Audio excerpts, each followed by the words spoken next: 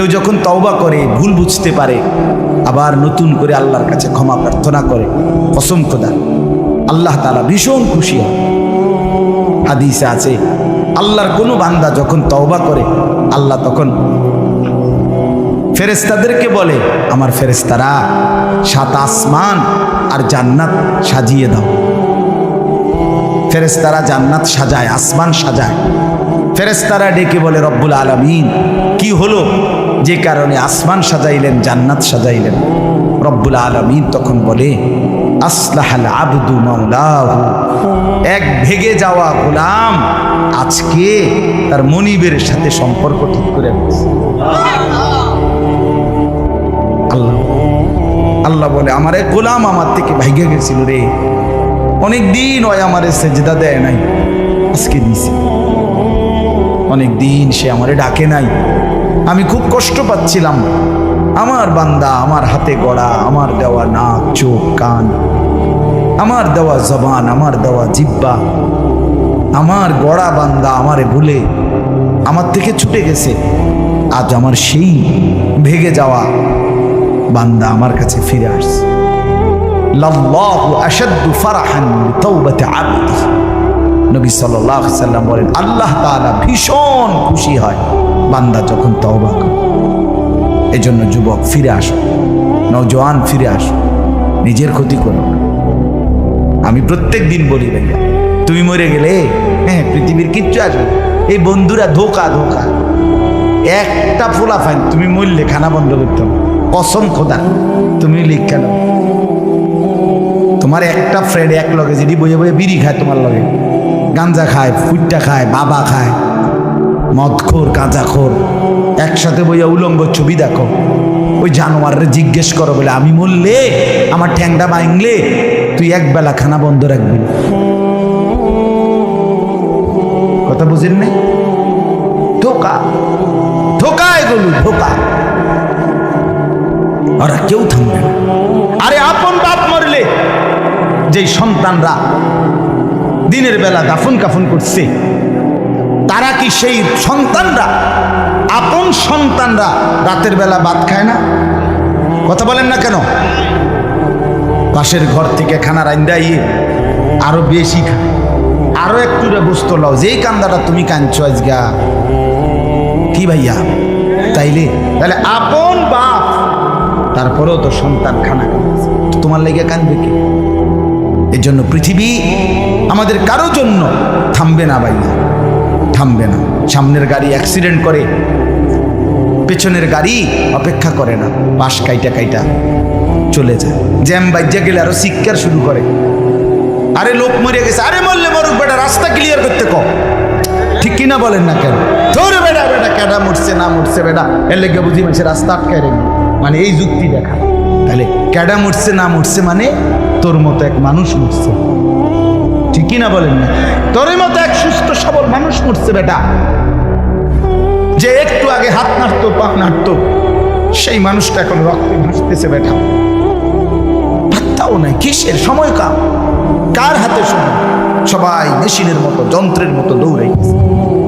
রাস্তায় দেখেন না সিএনজি অটো কি করে সবাই, কারো হাতে সময় নেই, ঠিক কিনা বলেন? কে কাকে ঠেলিয়া যাবে, কারো হাতে সময়, কে কার জন্য থামবে? এই জন্য তুমি নষ্ট হয়ে গেলে বন্ধু, কেউ তোমারে ফিরাবার নাই। তোমার জন্য ভাববে কেউ, ডাকবে কেউ, কাঁদবে কেউ নাই। আরে আপন মা বাপের তো খবর নাই এখন। আপন বাপ সাইয়া রইছে, দেখে তার ফুতে আজকে 6 বছর 9 বছর এক ওয়াক্ত নামাজ পড়ে না, এবারটা বয়ে বয়ে বিড়ি খায়, বন খায়, চা দিয়া ভিজাইয়া খায়। এবারটা মাইছো না সেইটার নামাজ পড়লে পড়ছে, না পড়লে রাতের ব্যাপার। বাবুরে টিহা দাও দিছে, টাকা দিলে খালাস। যদি সুতে টাকা দেয় বাপের কোনো অসন্তুষ্টি নেই, আর যদি টাকা না দেয় এবারটার গজবে আল্লাহর আরশ কাঁপে। ফুতের উপরে লানত দিতে দিতে, অভিশাপ দিতে দিতে শেষ। কারণ টাকা দেয় না, টাকা দেয় না, পুরা গ্রাম হাইটা হাইটা তখন মানুষের কাছে বদনাম, এই ফোলাগারে মানুষ করছি আমি, এই ফোলার লাগিয়া জীবন যৌবন শেষ করছি, 12 লাখ টাকা সুদে লইয়া তারে আমি নিজে বিদেশ পাঠাইছি। কত বড় নেয়ামতের কথা। বেশরম মানুষ সুদে টাকা লইয়া আবার মানুষের দ্বারে কও এত বড় হারাম কইরা আবার কইতেছ, হ্যাঁ 12 লাখ টাকা দিয়ে ফুলা বিদেশ ফাড়াইছি আমি, কিস্তি লইছি আমি, সুদে লইছি আমি, আর অন ফুলা গাও একটা টাকা দেয় না। তার মানে সম্পর্কটা হয়ে গেছে এখন টাকা পয়সার ভিত্তি। আখেরাত কোথায়? আখেরাত কোথায়? আমার মা বলছিলেন, আজীবন আমার আব্বা বলতেন, আলহামদুলিল্লাহ আমার আব্বা, আমরা 5 ভাই মাদ্রাসায় পড়ছি, 5 ভাই আলেম হয়েছি। আব্বা আজীবন বলতেন, আমার স্বপ্ন আমার ছেলেরা 5 জন আলেম হবে, আমার কবরের পাশে চারদিকে আমার ছেলেরাই যাবে। এই বছর আমরা ঈদের 2 দিন পরে বাবার কবরের সামনে মসজিদে গ্রামে মাহফিল করছি। আমি বয়ান করছি, আমার বড় ভাই বয়ান করছে, আমার ছোট ভাই বয়ান করছে, আমার আব্বার, আমরা 5 ভাই 3 বোন, আমাদের ছেলে মেয়ে মিলে, আর আমার মা বাইচা আছে, আমরা মোট 45 জন। বাবার মা সহ, মা ছাড়া 44 জন, মা একজন 45, একের গুণা 45, আলহামদুলিল্লাহ।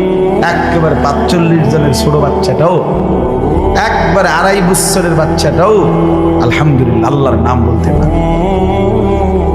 2.5 বছরের মেয়েটাও ওই মজলিসে গেছে, আমাদের সবচেয়ে ছোট, সেও মাথায় হিজাব ছিল, আল্লাহর নাম বলেছে। দাদা ভাইয়ার কবরে দাঁড়াইছে, নানার কবরে দাঁড়াইছে। এই জন্য বললাম মা বাপদেরকে অনুরোধ করি, সন্তানের প্রতি কদর করে, সবাই মিলে ফিকির করে, দেখেন আয়াতের তর্জমাটা শুনে, তাইলে কথা শেষ। আল্লাহ তাআলা বলেন 25 নম্বর পারা কোরআনুল কারীমের 43 নম্বর সূরাটার, এই সূরার 7টা আয়াত, ব্যাখ্যা লাগবে না, শুধু তর্জমা শুনে, তাইলেই বুঝবেন। আল্লাহ বলেন 74 নম্বর আয়াত থেকে পড়ছি, ইন্নাল মুজরিমিনা ফি আযাবি জাহান্নামা খালিদুন।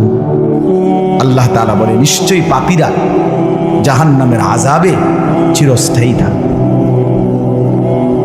ইন্নাল মুজরিমিনা ফি আযাবি জাহান্নামা খালিদুন, নিশ্চয়ই পাপীরা জাহান্নামের আযাবে চিরস্থায়ী থাকবে। কতদিন? এবার আল্লাহ আবার ব্যাখ্যা করে বলে, বান্দা বুঝেছো? লা ইউফাত্তারু আনহুম, 1 সেকেন্ডের জন্য বিরতি দেওয়া হবে না। জাহান্নামী চিৎকার করে বলবে, মাওলা আমারে মৃত্যু দিয়ে দেন। আল্লাহ বলবে না।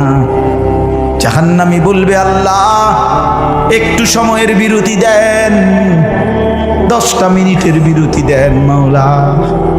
24 ঘন্টার আগুন, আমারে 10টা মিনিট একটু আলগা থাকতে দেন, আমি যে আর পারছি না মাওলা, এতটা ভীষণ আযাব আমি যে আর সইতে পারছি না মাওলা, আর পারছি না। লা ইউফাত্তারু আনহুম, আল্লাহ বলেন 1 সেকেন্ডের জন্য জাহান্নামের আযাব, আগুন বিরতি দেয়া হবে না। ফাতরা মানে কি নাই বিরতি। আহুম ফীহি মুবলিসুন, এরপরে আল্লাহ বলেন জাহান্নামী এই দীর্ঘ 24 ঘন্টা অনন্তকাল আযাবের মধ্যে থাকবে। কেমনে থাকবে? মুবলিসুন, বিষণ্ণ হয়ে, উদাস মনে। কোনোদিন চেহারায় 1 সেকেন্ডের জন্য হাসি ফুটবে না, কোনোদিন আর সুখের নাগাল পাবে না। আজ তো বন্ধু রাত কেটে ভোর হয়, ভোর গিয়ে রাত হয়, অন্ধকার আলো হয়, আলো অন্ধকার হয়। যে হাসে সে কাঁদেও, যে কাঁদে আবার সে হাসেও, ঠিক না? কিন্তু রব্বুল আলামিন বলেন ওয়াহুম ফীহি মুবলিসুন, জাহান্নামীর মন, জাহান্নামীর চেহারা বিষণ্ণ, উদাস, সব সময় হাসিবিহীন থাকবে, কোনো সেকেন্ড হাসতেই পারবে না। এবার আল্লাহ নিজে বলবেন মলিন চেহারা দেখে জাহান্নামীকে, জাহান্নামীর চিৎকারে আল্লাহ নিজেই বলবেন ওমা যালামনাহুম, জাহান্নামী নাফরমান আমি কিন্তু তোর উপরে মোটেই জুলুম করি নাই।